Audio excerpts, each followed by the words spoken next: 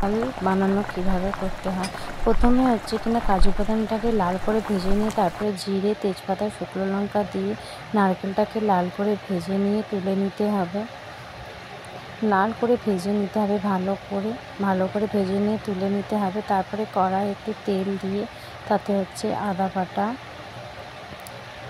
বাটা, tomato কুচি, জিরের গুঁড়ো,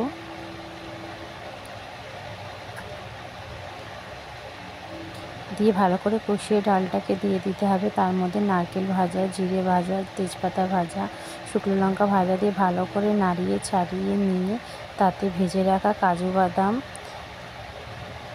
কিশমিশ দিয়ে ভালো করে নাড়াচাড়া করে নিয়ে চেরা কাঁচা লঙ্কা, স্বাদ মতন চিনি এবং চেরা কাঁচা লঙ্কা দিয়ে ডালটাকে ভালো করে নেড়ে তাতে রেডি ছোলার ডাল, নারকেল কাজু বাদামের ছোলার ডাল।